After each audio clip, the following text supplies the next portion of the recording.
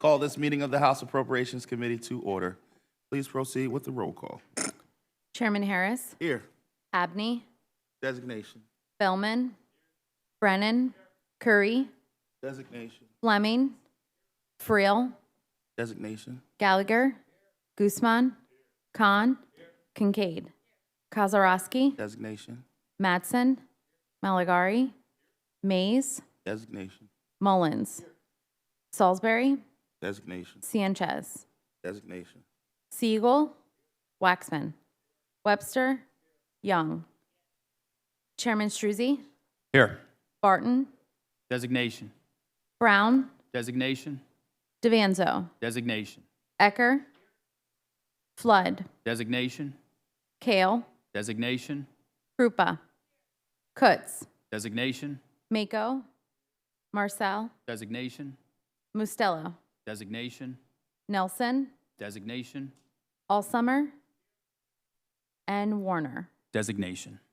The quorum is present. On our agenda today before us, Senate Bill 160.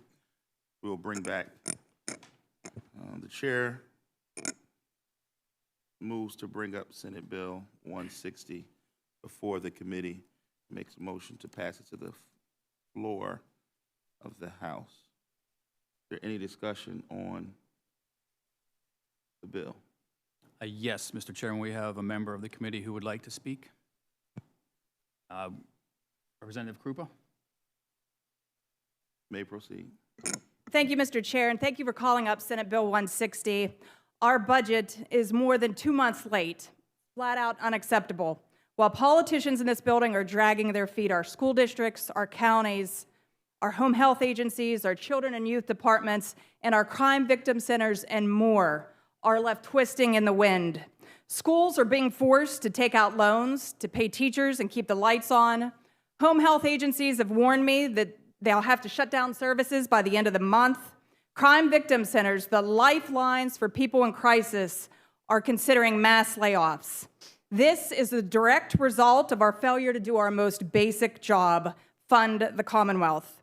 Senate Bill 160 flat funds this budget at the 2024-25 numbers, and that's not a bad thing. In fact, if this legislature had the courage to eliminate the fraud, waste, and abuse that plague government spending, these numbers could be stretched much further, used more wisely, and actually serve the people efficiently.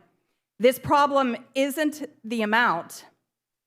The problem is how Harrisburg is how Harrisburg spends the money. Enough excuses, enough delay. We could have been here a month ago on August 13th when every Democrat voted down Senate Bill 160. Let me remind everybody, right now our next voting session is not scheduled until September 29th. That's outrageous, and that must change. We need to be diligent, we need to be persistent, and we must pass a budget so that we can fund the people that want to serve this Commonwealth. Thank you, Mr. Chair. Thank the gentlelady. Are there any other comments? Yes, Mr. Chairman.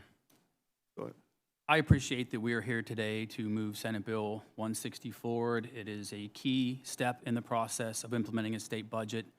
As was stated, we do need to get funds flowing to these entities that are heavily dependent on government resources to make sure that we're meeting the needs of our communities. And while we could have done this several weeks ago, I think it's important that we are here today to move this forward, to continue the process, to get a state budget in place so that we can continue to provide for the needs of our constituents. So with that said, all Republicans will be voting in the affirmative on Senate Bill 160. Thank you, gentlemen. Before we vote, I think it's important to set the stage and set the record straight. We came here almost a month ago with this budget bill that is before us, and we voted in the negative. And there was a reason for that. We had a budget that was at that point 6 weeks late, and instead of putting forward a serious budget, Senate Republicans sent us the same numbers, copy and paste, from the previous year. We will vote this budget today. The reason why we're voting this is that it will be a vehicle that when it is on final passage before the full House, it will have agreed to numbers that are not the numbers that are here today. This is not the numbers that we're voting on today. This is a vehicle that will position us so that we can drop in the numbers and so that we can get a budget done. But let's be very clear.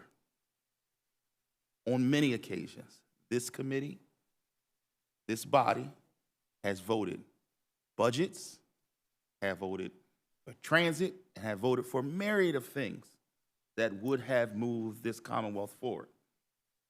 And it has not happened on the other side of the building.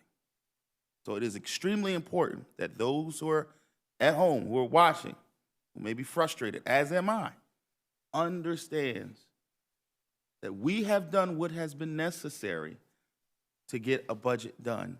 A budget that invests in the people and the places and the things in Pennsylvania that are necessary to move us forward as a Commonwealth. So today's vote, so that folks are clear, is on a document that is going to be a vehicle that we will use, that at some point in the near future, we will have numbers for our General Appropriations Act that are different from the numbers that are here. This wasn't then a serious document when it was sent to us. We are now using it as a vehicle so that we, as we've done in the past, time and time and time again, so that we can continue to do the people's business. This committee has done it. This chamber has done it. We're going to do it again today so that we can get the budget that is necessary for the Commonwealth of Pennsylvania to the people of the Commonwealth of Pennsylvania. And that's what we're doing here today. And with that, we can proceed with the roll call. Chairman Harris, Yes. Abney, Yes. Bellman, Brennan, Curry, Yes. All of the Democrats will vote in the affirmative. Chairman Struzzi, Yes, all Republicans will be supporting this legislation. Seeing that the ayes have it, Senate Bill 160 will be reported from this committee to the floor of the House of Representatives. Seeing that there is no further business before this committee meeting stands adjourned.